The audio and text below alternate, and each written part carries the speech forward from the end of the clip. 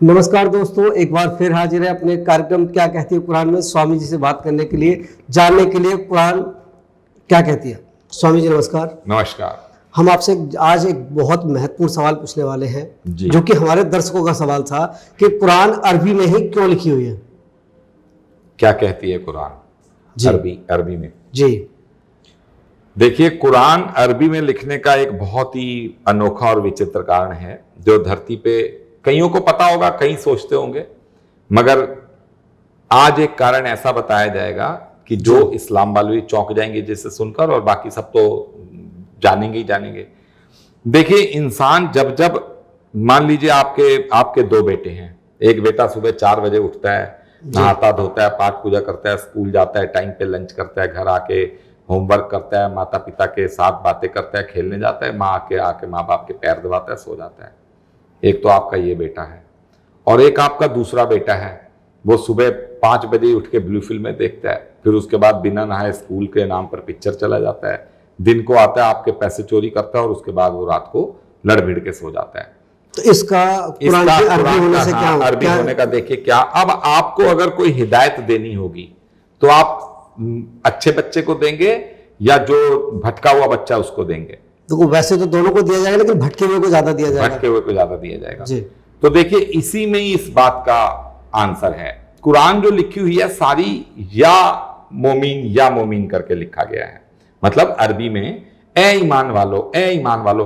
कुरान सारी केवल एक मेन जो इसका सार है, जो इसका जिस्ट है, वो एक इस्लाम के लिए ही है। अल्लाह ने इस्लाम के लिए कुरान उतारी, अरबी में एक अरब क्षेत्र के लिए उतारी कि आप लोग अपने जीवन को सुधारो। वो बात जरूर है कि ये सारी इंसानियत के लिए किताब है, ये सारी इंसानियत को बताती है, मगर देखिए कुरान में कई बातें नहीं है। जैसे बर्फ का कोई जिक्र नहीं है, स्कैंडिनेवियन कंट्रीज का कोई जिक्र नहीं है, अन्य जीव जंतुओं का कोई जिक्र नहीं है। कुरान में कई ऐसी चीजें जो अरब क्षेत्र से बाहर है तो उनका जिक्र नहीं है। मगर कुरान में यह भी है कि कुरान में पूरे ब्रह्मांड की बातें हैं, कुरान में संसार की हर बात है। मगर कुरान को अगर आप डीपली स्टडी करेंगे तो एक विशेष धर्म के ऊपर यह कुरान उतर रही है, उस धर्म को यह सारा निर्देश दे रही है, उसी धर्म के अंदर वो सुधार मांग रही है। कुरान ऐसी गजब की किताब है, आपको पहले ही बताया कि इसको सारी उम्र कोई पढ़ेगा तो 10% नहीं समझ पाएगा। सारे संसार के सुपर कंप्यूटर्स कुरान के ऊपर अध्ययन करें, क्योंकि कुरान को कोई समझ गया तो वो अल्लाह को समझ गया। फिर वो वाली कयामत आ जाएगी, डूम्सडे। कुरान को जिस दिन पूरा समझ जाएंगे उस दिन समझिए फिर वो कयामत आ जाएगी जिसमें धरती आकाश पाताल सब खत्म हो जाएंगे। जो सनातन धर्म भी एक कहती है कि इतने 100 करोड़ साल के बाद अब एक वो खत्म हो जाता है और फिर एक नया शुरू होता है। तो देखिए, कुरान एक विशेष जाति के लिए उतारी गई जिसमें अल्लाह इस्लाम वालों को ही निर्देश दे रहे हैं। ये बात जरूर है कि 6500 आयतें हैं, तो उसमें मान लीजिए आधी आयतें उनके लिए, आधी आयतें इंसान जात के लिए। तो अरबी में कुरान का उतरना यह सबसे बड़ा कारण है कि अल्लाह इस्लाम वालों को ही सारी शिक्षा दे रहे हैं कि आप इस तरह से अपने अंदर रिफॉर्म लाइए। उसके साथ सारे संसार के लिए भी है। तो अरबी में कुरान होने का एक ये कारण है। ये माना जाए कि अरब देश के लिए ही सिर्फ कुरान उतारी गई थी। अरब में जहां पर, जी हाँ, एक मतलब कुरान है सारे संसार के लिए, मगर एक विशेष धर्म के रिफॉर्म के लिए कुरान को ज्यादा प्रिसाइजली अल्लाह ने उतारा। अच्छा, एक जिक्र और आता है कुरान में डूम्सडे का, कयामत के दिन के लिए, तो उसके क्या आसार होंगे? कैसे पता चलेगा कि कयामत के दिन नजदीक है? देखिए, क्यामत आपको पहले ही बताया था कि क्यामत, आपको पिछले एपिसोड में बताया कि क्यामत इस्लाम के लिए क्यामत वो होगी कि इन्हें पता चलेगा कि आखिरी और नबी और कोई ऐसा कॉन्सेप्ट नहीं है। मोहम्मद साहब वाला कॉन्सेप्ट आया ही नहीं अभी तक, वो अभी आना है। क्योंकि कुरान के अंदर बहुत बड़ा एक वर्ग है जो मोहम्मद के एग्जिस्टेंस के ऊपर सवाल उठा रहे कि मोहम्मद का एग्जिस्टेंस साइंटिफिक तरीके से नहीं मिल रहा। तो इस्लाम के लिए तो क़यामत वही होगी कि मोहम्मद साहब के बारे में एक नई डेफिनेशन मिलेगी। वो मोहम्मद, वो आखिरी वाला इस्लाम का जब नहीं निकलेगा, जब ये कोरोना उसको सर्टिफाइड करेगा। कोरोना इसीलिए आया हुआ है। सनातन धर्म के लिए क़यामत वही होगी जो आपको पहले बताया कि जब उन्हें पता चलेगा ऊपर अल्लाह है, उनका पासपोर्ट का नाम अल्लाह है, वही अल्लाह है, वही महादेव है, संहारक, पालने वाले और जीवन देने वाले। और जीसस क्रिश्चियनिटी के लिए भी कि ईसा मसीह ने आना इस बार आएगा, वही जो ईश्वर का बेटा होगा, जो ईश्वर से मिलकर आएगा। तो वो इंडिया का वो ब्राह्मण मिला है, उसने सारी तैयारियां। तो क़यामत का मतलब वो है, यहाँ क़यामत का मतलब कोई ऐसा नहीं है। एक बात और जानना चाहेंगे स्वामी जी कि आज संसार में जहां देखो धर्म परिवर्तन कन्वर्जन को लेकर बहुत ज्यादा चल रहा है, ये चर्चाएं रहती हैं। ईसाई धर्म भी कहीं ना कहीं धर्म परिवर्तन कराने में लगी हुई है। मौलाना भी कुछ अभी गिरफ्तार हुए धर्म परिवर्तन को लेकर। आपका क्या मानना है इस बारे में और कुरान क्या कहती है? देखिए, कुरान के मुताबिक ईश्वर ने सबको अपने अपने धर्म दे दिए। कुरान इस बात को 6 जगह सर्टिफाइड कर रही है। अल्लाह इसको 6 जगह सर्टिफाइड हो रही है कि सबको मैंने अपने अपने धर्म दे दिए, सब अपने अपने धर्मों में खुश हैं। नबी को अल्लाह बार बार निर्देश दे रहे हैं कि आप केवल बस मैसेज दे दीजिए, आप इनसे पंगा मत लीजिए, ये आपसे लड़े ना, कोई आप ऐसी बातें नहीं बोलेंगे कि ये लड़े, कोई ये लड़े तो आपने चुप हो जाना है। अल्लाह कहते हैं नबी को कि आपने केवल संदेश देना है। अब देखिए जो कन्वर्जन हो रहा है, तो सबसे पहले तो काफिर शब्द, हम लोग काफिर कहते हैं, ये काफिर शब्द बड़ा, काफिर के ऊपर ये जो सनातन धर्म वाले लड़ते हैं ना, को इनका भी पाक साफ नहीं है दामन।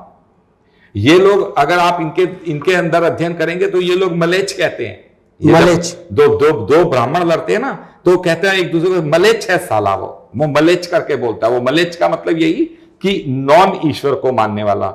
वो यहूदियों ने फासिक वर्ड रखा हुआ था, ये एडेंस करके एक वर्ड इंग्लिश का भी है, वो इंग्लिश की इतनी नहीं है जानकारी, एक ये इनका भी एक वर्ड है। ये लोग भी काफिर को वैसे ही बुलाते हैं। तो देखिए बेस 2 आ जाइए, हम उस पे आ जाते हैं अल्लाह पे। तो जो भी वर्ड काफिर बुला रहे हैं, जैसे आपने बुलाया काफिर, आप इस्लाम वाले हैं, अल्लाह वाले हैं, आपने कहा दूसरे को काफिर। काफिर का मतलब कि इसका मतलब आपने अल्लाह की खुद ही ताकत घटा दी। आप खुद ही ये मान रहे हैं कि अल्लाह ने इसको नहीं बनाया।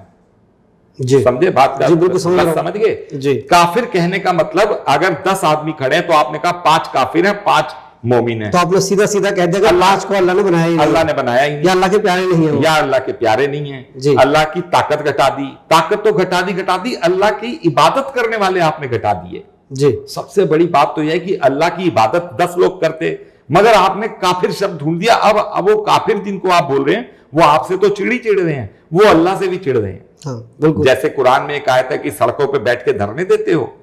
याद करो, पहले तुम्हारी आबादी थोड़ी सी, फिर हमने ज्यादा कर दी। अल्लाह की राह से लोगों को रोकते हो। तो देखिए कहां सड़कें, कहां धरने, कहां आबादी, कहां कम, ये सारी बातें किस पे गई?